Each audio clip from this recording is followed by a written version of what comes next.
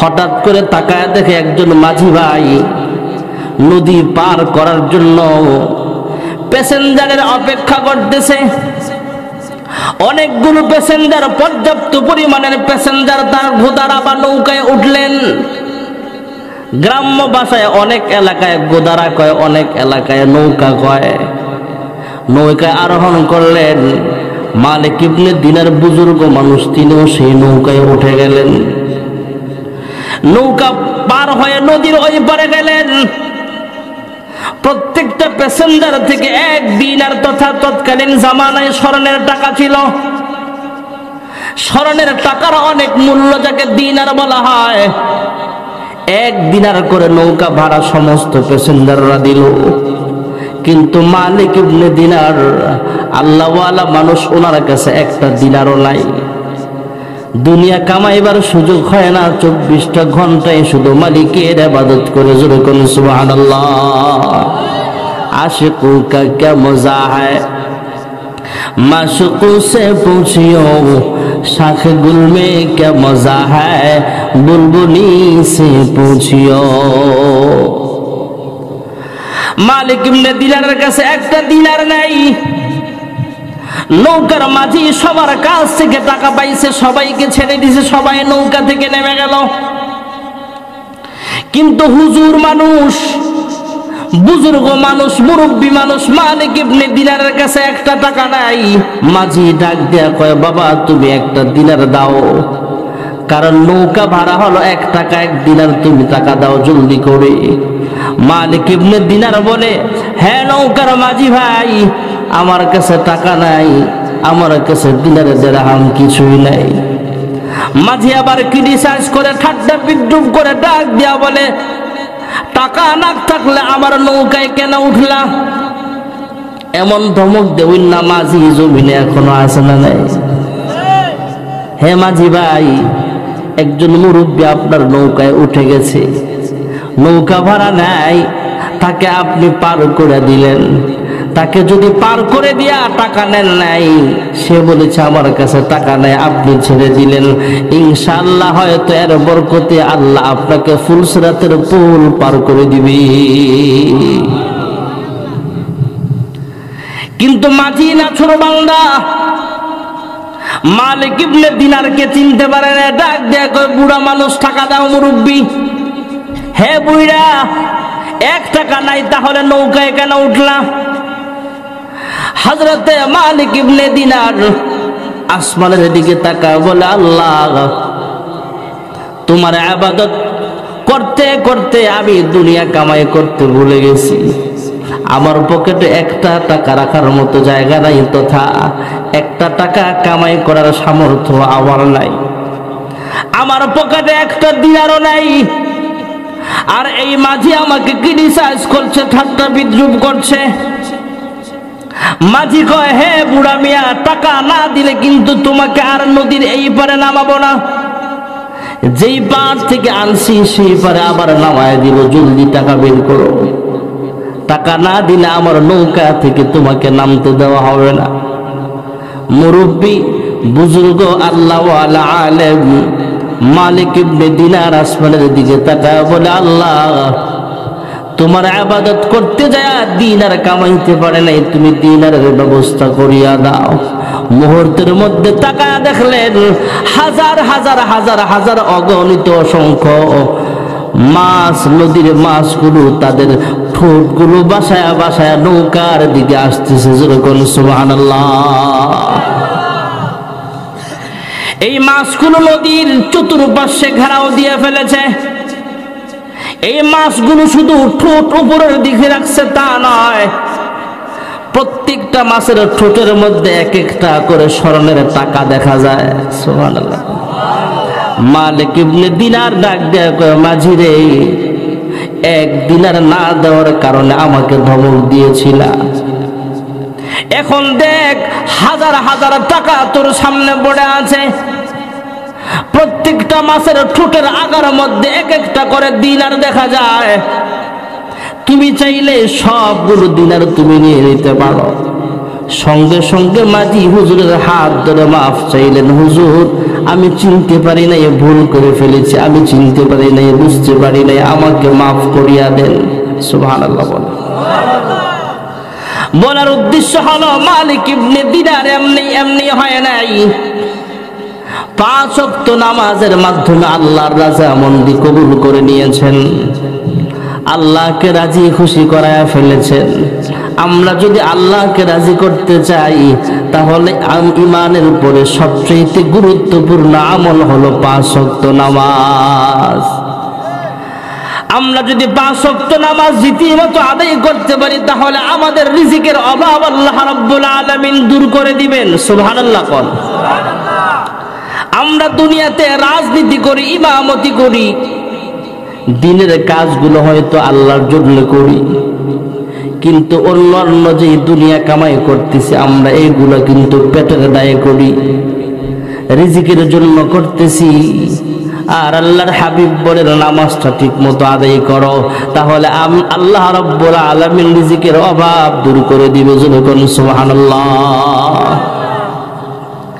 5 ওয়াক্ত নামাজ পড়লে আল্লাহ 5টা পুরস্কার দিবে। কয়টা? এই 5টা পুরস্কারের কথা বলে ইনশাআল্লাহ দোয়ার দিকে চলে যাব। কিছুক্ষণ আছেন তো ইনশাআল্লাহ। 1 নম্বরের পুরস্কার, দুনিয়াতে আল্লাহ রিজিকের অভাব দূর করে দিবেন। 2 নম্বরের পুরস্কার হলো কবরের মধ্যে যখন আমরা দাফন করা হবে, আমরা যখন দুনিয়া থেকে বিদায় হয়ে যাব, কার জানি আজকের মাহফিলটা শেষ মাহফিল হয়ে যায়, কার জন্য জানি আজকের আখির মোনাজাত জীবনের শেষ মোনাজাত হয়ে যায়, কারো জানা নাই। ভাইরা আমার, বন্ধুরা আমার, কখন জানি কোন সময়ে জানি মালাকুল মউত আজরাইল আমার আপনার সামনে চলে আসে। আমার দেহ থেকে যখন প্রাণটা বের করে নিয়ে যাবে তখন আর আমাকে কেউ মুজাম্মেল হক সাইদ বলবে না, বলবে এটা প্রধান বক্তার লাশ, এটা মুজাম্মিল সাহেবের লাশ। এই লাশটাকে খাটে করে কবরস্থানের দিকে নিয়ে যাওয়া হবে। ভাইরা আমার, বন্ধুরা আমার, মনটা একটু নরম করিয়া দেন। মন নরম করে কবরের মুরাকাবা করে দেখেন দুনিয়াটা কিছুই না। কত মানুষ আমার মতো ছিল, এরা দুনিয়াতে নাই, কবরের বাসিন্দা হয়ে গেছে। মাঝে মাঝে কবরস্থানের সামনে যাবেন, যদি আপনি অসুস্থ হন বা দুর্বল হন, গরিব মানুষ হন, আপনার মনোয়াল হয়ে যাবে। বেশি পয়সা হওয়ার কারণে আপনার মনে যদি অহংকার থাকে কবরস্থানের পাশে দাঁড়াবেন। বেশি শক্তিশালী হওয়ার কারণে যদি আপনার মন অহংকারী থাকে তাহলে আপনি কবরস্থানের পাশে দাঁড়ায়েন। কবরস্থানের পাশে দাঁড়ায় যদি মুরাকাবা করেন, আমার চাইতে বড় বড় বক্তা কবরে শায়িত আছে, আমার চাইতে কত বড় বড় শক্তিশালী অংমেন কবরে আছে, আর মুরব্বীরাও সেখানে দাঁড়ায় দেখবেন আমার চাইতে কত মুরব্বীরা এই কবরস্থানে ঘুমিয়ে আছে। আমার মতো কত পয়সাওয়ালা কবরে আছে, তাদের 1 পয়সার কোনো দাম নাই। হ্যাঁ যুবক ভাইয়েরা আমার, কবরস্থানের পাশে দাঁড়ায় মাঝে মাঝে মুরাকাবায় করবেন। হায় রে, আমার মতো কত ইয়াং ম্যান যুবক কবরের ভিতরের বাসিন্দা হয়ে গেছে। আপনি আমি যখন দুনিয়া থেকে বিদায় হয়ে যাব, খাটিয়ার মধ্যে উঠা ফেলবে, জীবনের শেষ গোসলটা করায় দিবে। ভাইয়েরা আমার, জীবনে কত গোসল করলাম, কত শ্যাম্পু লাগাইলাম চুলে, কত আতর গোলাপ সেন্ট মাখলাম শরীরে, কত রকমের গ্রানের দেশি বিদেশি সাবান ব্যবহার করলাম। আজকে শেষ বিদায়ের গোসলটাও করতে হবে, কিন্তু নিজের গায়ে সাবান লাগানোর মতো ক্ষমতা সেদিন আমাদের থাকবে না।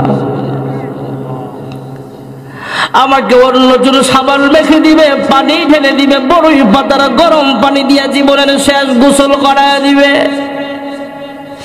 জীবনে কতবার গোসল করলাম, ভিজা কাপড়গুলো খুলে শুকনা কাপড় নিজে নিজে পরলাম, কিন্তু এমন একদিন চলে আসবে যেদিন নিজের কাপড়টা পাল্টানোর মতো সাহস বা শক্তি আমার শরীরে থাকবে না। যারা গোসল করাবে এরাই আমাকে ভিজা কাপড়গুলো আস্তে আস্তে খুলে ফেলবে, সাদা 3টা মার্কিন কাপড়ের প্যাকেট বানায় দিবে। হে মা বোনেরা আমার, তোমাদের যেহেতু দুনিয়াতে পর্দা করা ফরজ, তাই মৃত্যুর পরও আমাদের চাইতে 2টা কাপড় বেশি দেওয়া হবে তোমাদেরকে। ব্যবধানটা এটাই, আমরা 3 কাপড়ের প্যাকেট হব। হে মা বোনেরা আমার, আপনারা 5টা কাপড়ের প্যাকেট হবেন। শেষ বিদায়ের গোসল দিয়া কাফনের কাপড় পরায়া খাটের মধ্যে উঠায় দিবে। হে মা বোনেরা, এই বাড়িতে একদিন আপনি কিন্তু নতুন পোশাক পরে এসেছিলেন, নববধূর বেশে সুন্দর সাজ সজ্জায় সজ্জিত হয়ে যখন এসেছিলেন, তখন এলাকার সব মহিলারা আপনাকে দেখার জন্য ভিড় জমাইছে।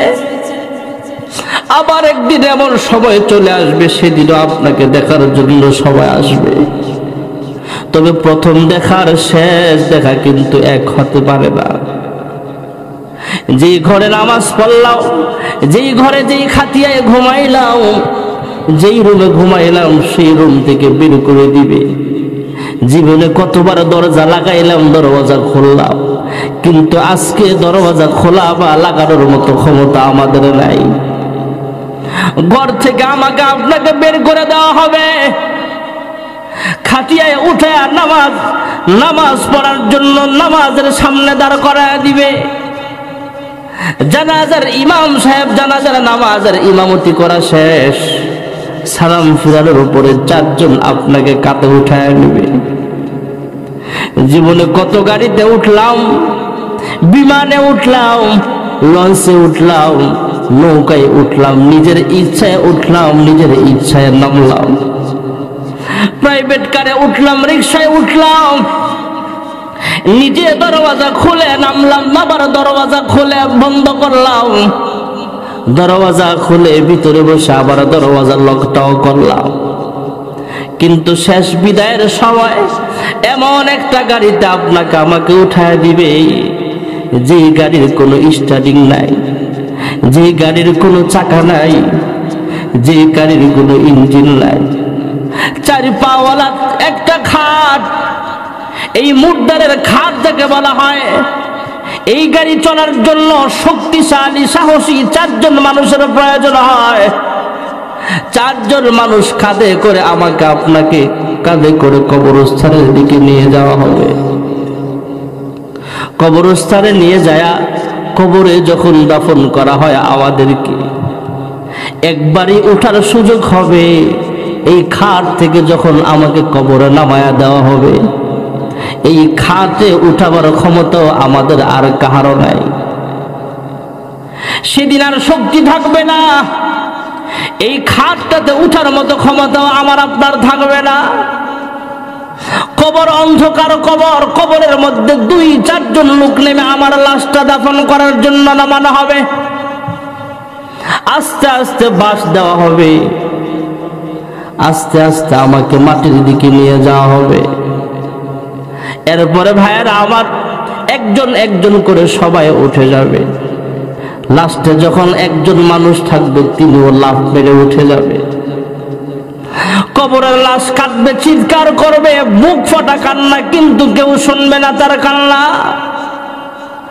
বলবে, হায়রে কার জন্য বাড়ি সাজাইলাম, কার জন্য গাড়ি সাজাইলাম, কার জন্য দুনিয়ার রং তামাশা করলাম।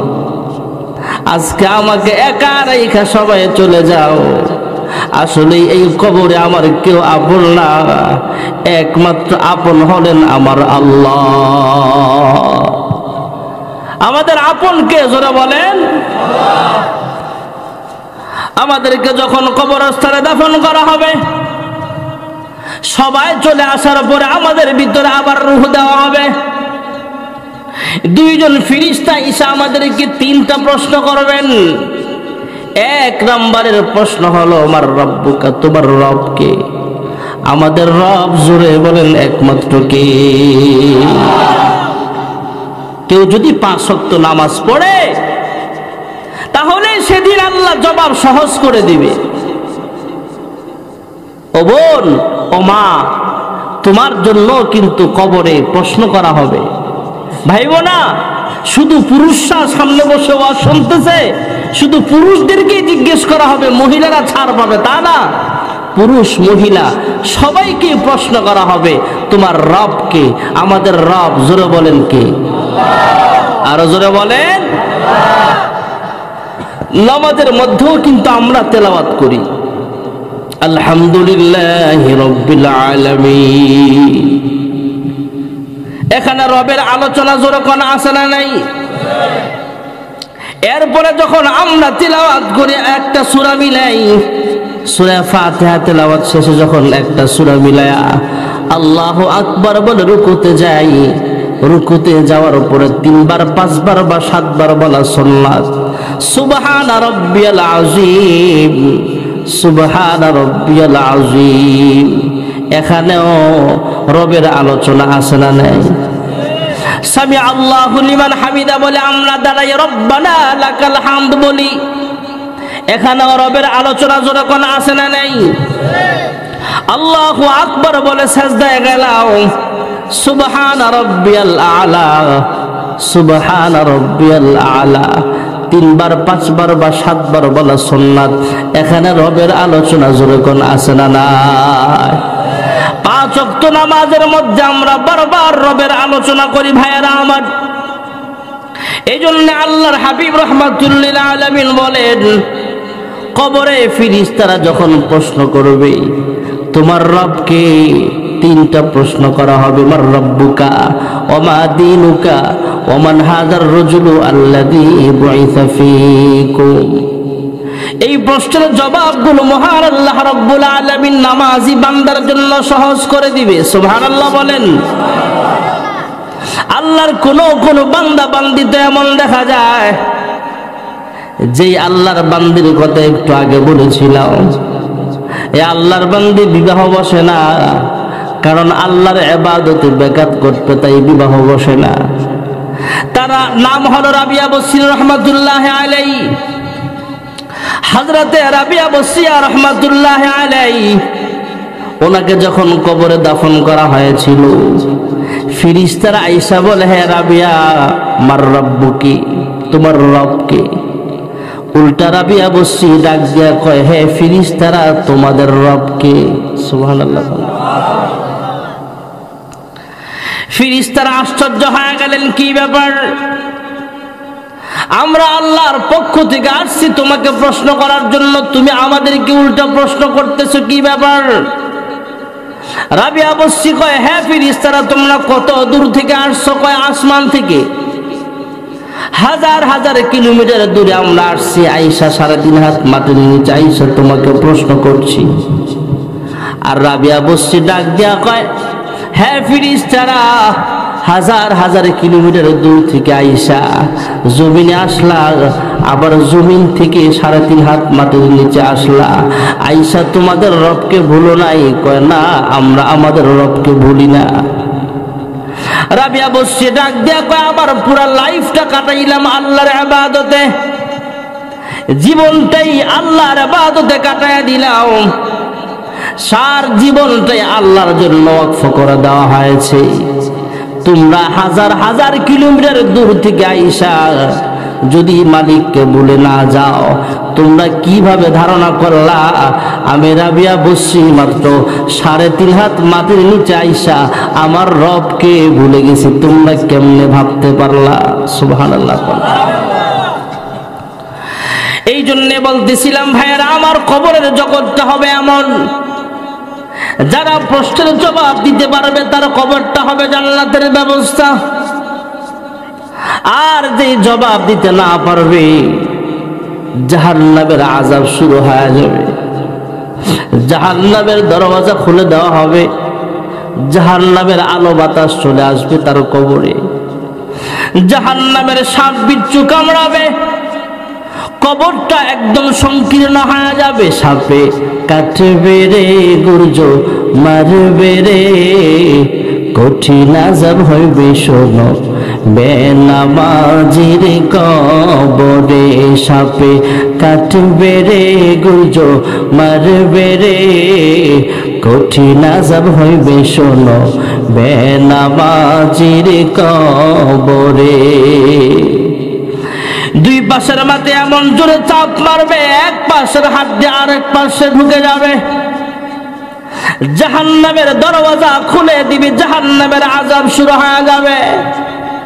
আর যে আল্লাহর বান্দা বান্দি প্রশ্নের জবাব সঠিকভাবে দিতে পারবে, তার জন্য আল্লাহ তাআলার পক্ষ থেকে ঘোষণা আসবে, তোমরা তার কবরে জান্নাতি বিছানা বিছায়া দাও, এ আল্লাহর বান্দাকে জান্নাতি পোশাক পরায়া দাও, জান্নাতের দরওয়াজা খুলিয়া দাও, এ আল্লাহর বান্দার কবরটাকে অনেক প্রশস্ত করে দাও। যেরকম সুবহানাল্লাহ। কবরে শান্তি পেতে হলে নামাজের দরকার আছে না নাই? এই গেল 2 নম্বরের পুরস্কার। পুরস্কার কয়টা? 3 নম্বরের পুরস্কার, হাসরের কঠিন ময়দানে কাহারো আমলনামা বাম হাতে দেওয়া হবে, কাহারো আমলনামা পিঠে দেওয়া হবে। ফাআম্মা মান উতিয়া কিতাবাহু বিয়ামিনিহি ফায়াকুলু হাউম ইকরাউ কিতাবিয়া ইন্নী যানাতু আন্নী মুলাকিন হিসাবিয়া فهو في عيشة راضية في جنة عالية। আর যার ডান হাতে আমলনামা দেওয়া হবে সে সাকসেসফুল, কামিয়াবি অর্জন করতে পারবে, সে একজন ভাগ্যবান মানুষ, সাকসেসফুল মানুষ। যার ডান হাতে আমলনামা দেওয়া হবে সে হলো জান্নাতি মানুষ। সুবহানাল্লাহ, জোরে কোন। আল্লাহর হাবিব বলেন, যে ব্যক্তি 5 ওয়াক্ত নামাজ ঠিক মতো আদায় করবে, যে বান্দা বান্দি ঠিক মতো 5 ওয়াক্ত নামাজ আদায় করবে, 3 নম্বরের পুরস্কার হলো তার ডান হাতে আমলনামা প্রদান করা হবে। যেরকম সুবহানাল্লাহ। 4 নম্বরের পুরস্কার হলো ফুলসিরাতের পুল, 30,000 বছরের রাস্তা, উঠার সময় 10,000 বছর সমান সমান 10,000 বছর, নামার সময় 10,000 বছর।